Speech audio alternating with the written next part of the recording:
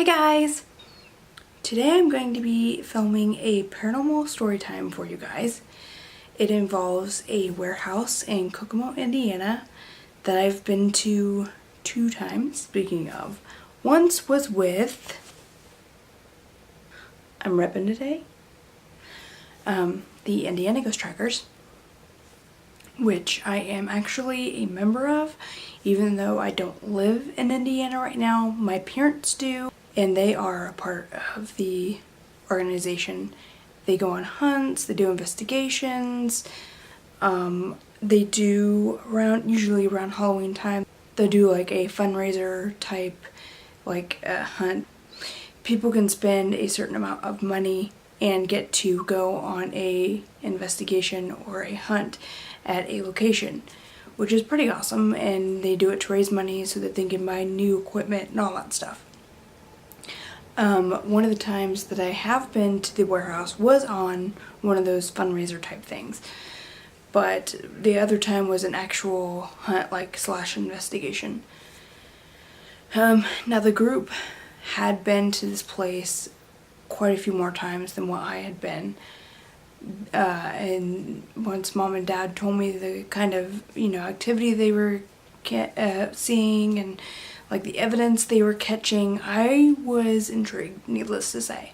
Unfortunately, this building is no longer standing. They demolished it last year, which sucks because that means I can never go there again. It was a really awesome place. I loved it. The first time I went there, they did the walkthrough thing, and they told us, about some of the areas that were haunted and whatnot. The first floor, I guess there was a guard shack, and it was haunted by, I guess, a security guard had lost his life. I don't know, I'm not sure on the details. He, I guess, would haunt that area of the building. There was an old car that was supposedly had a vortex around it, and it was haunted by its owner. For example, the owner did not want the car to be in any other car show besides a specific car show. The guy who had actually owned the warehouse when I had first visited actually fixed up cars and whatnot, and he had tried to fix up this car. He fixed up the car. It was running. It was working. And he went to go take it to one of the car shows that the guy didn't want it to be in, and the car stopped working on the way there. No reason why. Just stopped. There's another story of a girl who had been raped and murdered in the building, I guess from the first to the second floor, the staircase. She tried to get away, and I guess that's where she died. I don't know. There's also they had a psychic come into the building at one point, and she said that there was demonic activity on the 3rd floor. I don't know if that's true or not. I never really felt anything too negative. Now, I did, at one point I did feel kind of uncomfortable when I was there, but it wasn't to the point of, oh my gosh, I'm gonna die. And then another claim was a little kid on the 4th floor, which I never experienced anything pertaining to a little kid. So I don't know if that one's true or not. Anyways, first night there, did a walkthrough, blah blah blah. We did some spirit box sessions, which were okay. There was 2 things that happened that were crazy cool.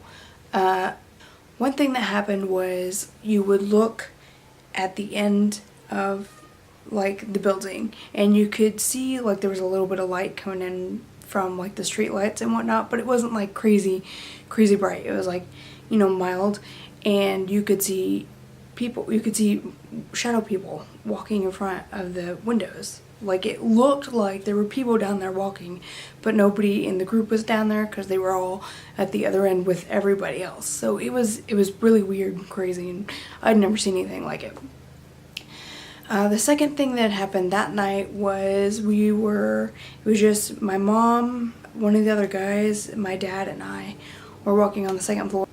I think we were walking to head back downstairs to go back to the safe room, which was still in the building, but we were headed back downstairs to go to the safe room, and it felt like my sweatshirt had been tugged on the bottom, and I stopped for a minute. Well, I didn't stop for a minute, but I stopped for a couple of seconds. I was like, whatever, I shrugged it off and just kept walking. I don't even think I told Mom and Dad that night. I don't think so. I think it might have been a day later or something, but I don't think that I told them that night. I might have. I don't remember. But those are the two things that happened that night that were really, really cool. Fast forward, I think it might have been the next year or the year after. They had their fundraiser thing that they have, and they had it at the warehouse.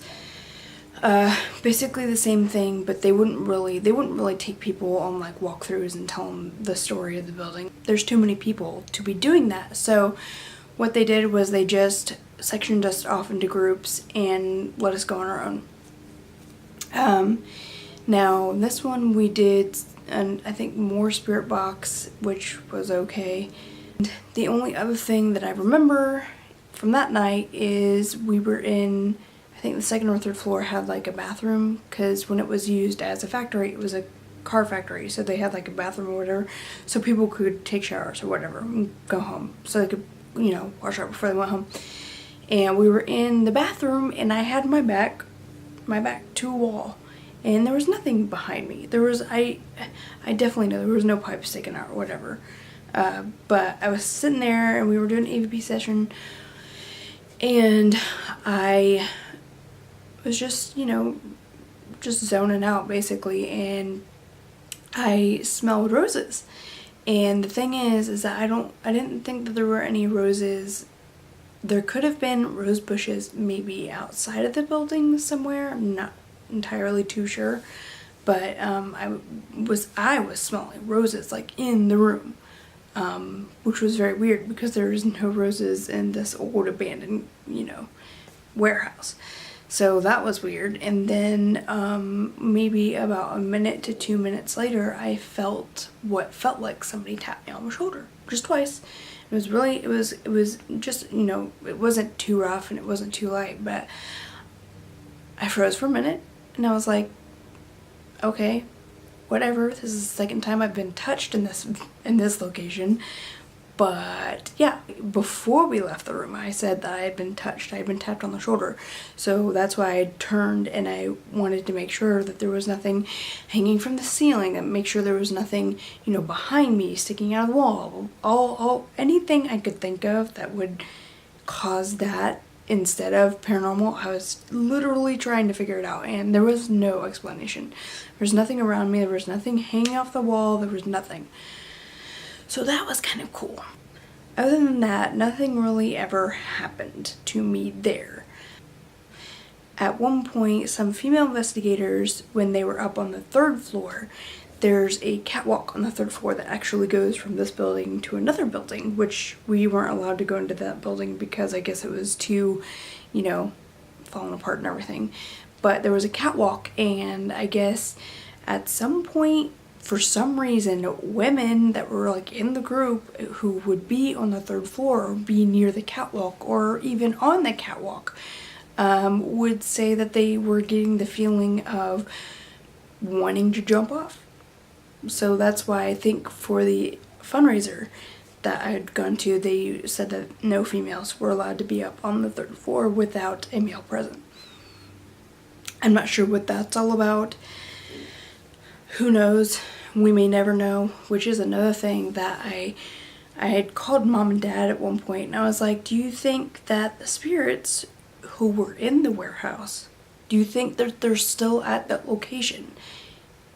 Even though it's been torn down, do you think they're still there? Do you think they left? Do you think they moved on?